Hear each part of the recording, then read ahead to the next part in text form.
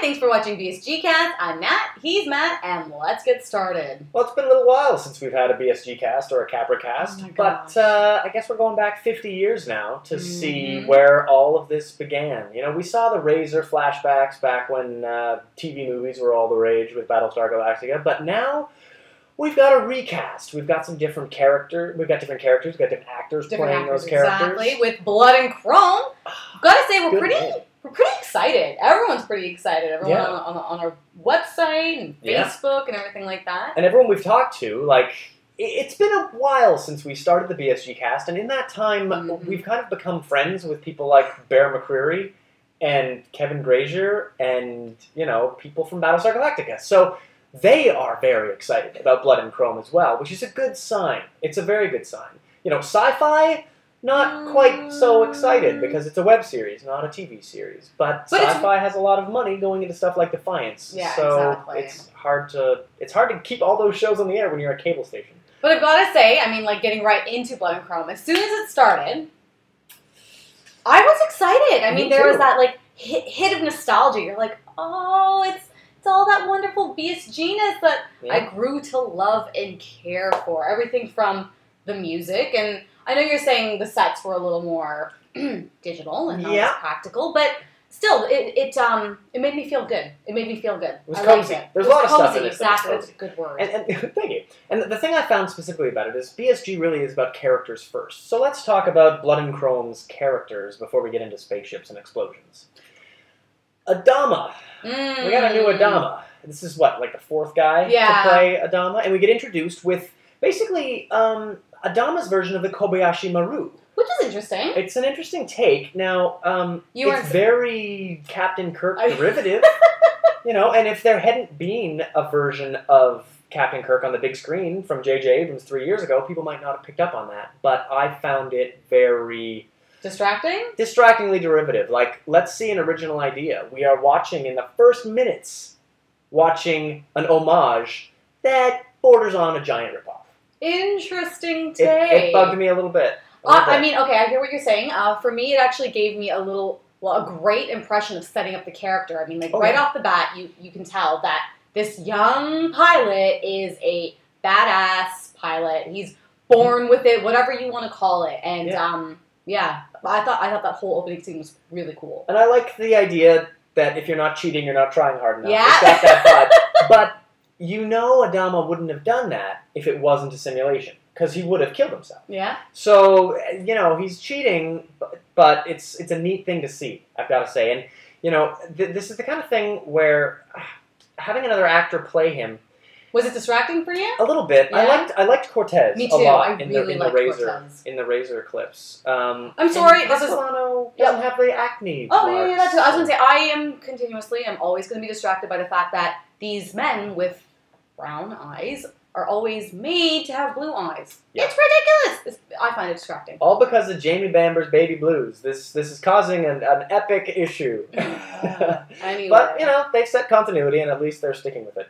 Other characters in this. We got the obligatory, you know, Baltar Greystone type character. Oh, what's her name? The engineer, the scientist. The engineer, Kelly, Dr. Kelly. But this time there's you know, a gender swap. It's a female, which is kind of an interesting idea. Unfortunately, in the last two series, the absolute best and most interesting actor has played Dr. Greystone and Dr. Baltar. But the least interesting character is the Doctor this time. I am very... Really? And she has a crazy, exciting storyline. Oh, I'm a secret agent with a secret... I mean, I thought it was cool, like, the way they bump into each other in that's the shower scene, which I was like, oh, okay. And then she's mysteriously the cargo on that Raptor. I'm hoping she gets interesting, because Lily is so far not. I feel bad. I feel like... I've heard great things about her as an actress. Really? So, yeah. Kevin from Battlestar is very excited about her as an actor. So I get the feeling she's great. We just haven't seen it yet. So fingers crossed. Now, we got a lot of actors from Battlestar Galactica in this. Yeah, so I'm going to preface this by saying that I have... Matt has a freakishly photographic memory of, like, everything. This guy is a... Encyclopedia Galactica. Encyclopedia of any sci-fi you can imagine. I, on the other hand, it's it's like a goldfish. It's like the first time I'm seeing Battlestar Galactica to a certain extent. Which is kind of neat because there are some fun. We're bouncing we take different takes. Oh my gosh, this was awesome! You're like, and we saw that. Yeah, we've seen that all before. But it was neat because Coker, he's been on Caprica. We got to see the commander of the Battlestar Galactica played Detective Durham. I think it was. Durham, and then Caprica. Torval. Yeah, a little bit of hero worship that young Adama is doing on this series. He played Crewman Gage on Battlestar Galactica, who was a real dick. So it's interesting to see this character he's playing now. I'm hoping we'll get to see him some more. And yeah, Coker also, and that's a major character in this, and he's a reuse as well. And I would really love, and it's not the first time we've seen this. I mean, Battlestar Galactica, a few actors cross-pollinated from that into Caprica. But if these characters would please have the same last name, then we would feel like instead of continuity. Like, oh wow, this is his father, his son, his grandfather. No. It just seems like lazy casting when you give them a different last name. You guys all were in BSG and you loved it. Come back. Yeah, which I'm all for. But build it into the continuity. Say that this is somebody's dad. Give them the same last name. That would be cool. So it's kind of a damn shame that they have different surnames. So. Now, I don't know about you, but I was also, so seeing all the scenes at the beginning, nostalgia, cozy, but I also was distracted by the fact that I was like, oh, wasn't that scene exactly from Caprica? Yeah, it's not absolutely taken from Caprica. It's not just actors that are being reused. Yeah. There was CGI reuse as well. In fact, one of the first shots ever in Battlestar Galactica is in the opening sequence of Blood and Chrome. One of the last shots of the pilot of Caprica is also in the opening sequence, which the Caprica ones I get because they're sort of showing us what the show that came before it looked like. But showing us stuff from Battlestar Galactica, yeah, I don't know about that one. It's equal parts lazy but cozy. It's like for me it feels like our word of the day, cozy. And it was even in terms of the lingo, like frack, Dratus. All the knuckle dragger. Yeah. You didn't like it. I was just like, oh, and here we go. It's BSG again. Maybe it was try hard. A little bit. I found it a bit try hard because. But it was for the fans. That's what it's for. It is for the fans. But the idea that this takes place 50 years earlier, to me, means there should be some change in colloquial terms. Like, I don't use my father's vocabulary exactly. Well, yeah, you kind of do. You do say groovy. Okay, I say groovy. My dad was a hippie. That's like the only one. But my vocabulary is not the same as a generation before me. So the fact that everyone calls them toasters, everyone says, frack, I find them things that it would be nice to have some new terms given to us. Some originality that makes this feel like there are elements of this that are a new show. I liked there was some of that in the costuming. The long sleeve with the racer back looked a bit different, but still felt Battlestar. Things like that would be nice in the colloquial terms. If people would just change things up a bit. Oh my gosh. So the part that I love, though, right off the bat, is when young Adama, Husker, is, I guess, being taken to his new posting. His new posting, exactly. And the big reveal of what this posting is. There's a thing. Awesome. There's a thing that happens when you get to see a ship for the first time. Think of Star Trek the Motion Picture, or even in Star Trek, at the end of Star Trek 4, when they see the 1701A for the first time. These epic, beautiful reveals of the ship. And the Enterprise had a beautiful one in JJ's Star Trek. Yeah. But this was Galactica's. It was beautiful. It was a beautiful moment. And you just see it reflected in the... Because you're watching, I'm sitting there with my laptop like, oh my god, it's the Galactica! I enjoyed that so happy to see her. And there are some people on YourGeekNews.com that are saying, oh, I like her more beaten up. But you know what? Seeing the bucket brand new, it's majestic. It's like, a beautiful thing. Young Adama, young Galactica. Exactly. No pockmarks on either of them. It's weird. Yeah, that's a good point. Now let's talk about this storyline. Exactly. So what is going on? So he's there. He's this young, badass, hotshot pilot. Gets assigned to the Raptor. Yeah, a bus, which I thought was really interesting. Because there's never a point where you get the impression that he's anything but a hotshot. And in fact, the first time you see Husker hop in a plane in Razor, he's trying to kill shit. Like, that's what he does. Yeah, he's a badass. We're in retcon territory here. We are saying that all the stuff that was cool about Razor didn't happen. So in this new territory where we don't know anything except that Adama, I guess, survives, we know that he meets a drunk that's not Thai, and conceivably becomes friends with him. With his little flask. Yeah. So it's neat how his commander foil. a drink. Yeah. So the idea that he's buddies with a drunk at that age is kind of neat, because when we see him buddies with a drunk 50 years later, he's got a soft spot for that kind of drunk. His XO is always going to be a little flawed. So I found that really fun. I'm glad we got 2 episodes off of Hop, because the first episode did nothing but set up the world. Absolutely. And Adam. But the second episode sets up the plot. Yeah. So it's a good thing we got 2 in a row. I'm looking forward to seeing where it goes next week. Well, I mean, it's crazy because, they're doing this milk run or whatever they called it. The cargo is this doctor, engineer lady that you find out is... a Greystone employee. Yeah, I really like the way that will fit in. I thought it was cool. So good. I'm enjoying the Halatha comments. Me too. Like, as much as we really hated on Caprica, I love them weaving in those story elements. Yeah, right? it's like in the Star Trek film when they talk about Ambassador Archer and his beagle, and you're like, okay, Enterprise was an all right show. Thank goodness it's being woven in. Caprica had a few hours of great entertainment. Yeah, especially towards the end. Yeah, but it's nice to see those elements coming in. Like, I don't know about that back tattoo on Bill, because I'm trying to remember if we ever saw Edward James Olmos' naked back. And nothing's coming to mind, so maybe it works. Or maybe. I mean, I'm sure they have good tattoo removal, but it's possible. But I'm enjoying the fact that those halatha elements those cultural elements are coming in, exactly. Yeah. So interesting plot. We're at a point where she's assigned them a secret mission.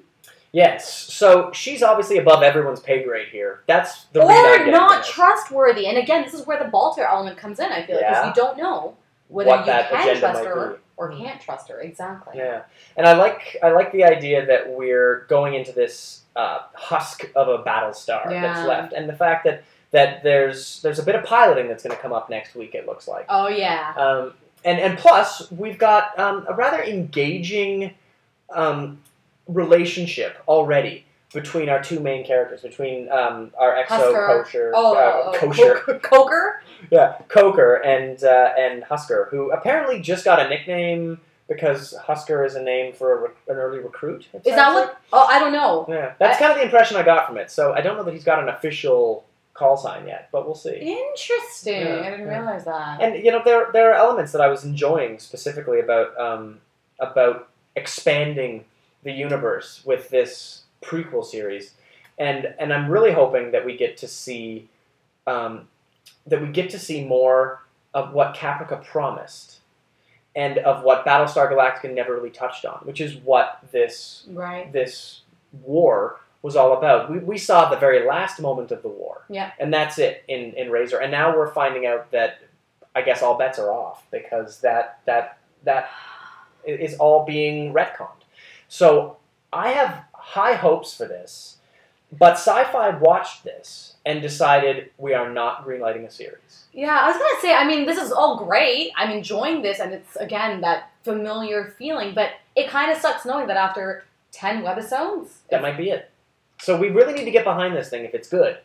And we're kind of stuck between that rock and a hard place. Is it going to be good? Are we going to be on this Raptor for the rest of this? I get the impression, oh my gosh, no. I've read a bit about the cast that's involved in this, and there are other people named Commander. And there are other people, well, not named Commander, but with the rank of Commander. Judge. Yeah. Anyway, so it gives us that opportunity to think maybe we're going to get to another Battlestar. Maybe there's going to be some more characters. Because if this is just guys on a Raptor, it's going to feel a lot like the webisodes we've already seen. And which hopefully it's not. I'm hoping it's not. That deserves to be supplementary comment. That doesn't deserve to be a show of its own. No. So I'm hoping this deserves to be a show of its own. Defiance is an expensive frigging show to make. So I don't think Sci-Fi has a lot of spare cash to kick around for a whole new expensive series. We're on digital sets. We're watching a show that is so much cheaper to make than Battlestar Galactica. So I really hope that is what makes this profitable. Battlestar Galactica was never really profitable.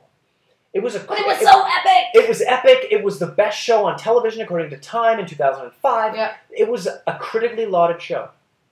This is an opportunity for what made Battlestar Galactica great to coincide with a cheap enough show to make. Interesting. And if sci-fi can get behind that because we get behind it as fans, we may have ourselves a great new show on our hands. But we have to get behind it. We have to believe in it. Or else, it's going to go the way Caprica. I mean, Firefly got a movie.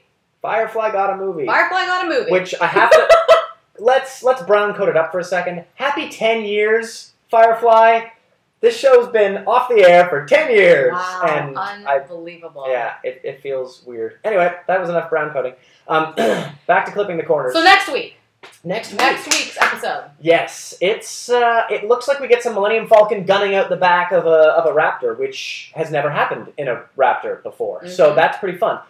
We get to see pilot.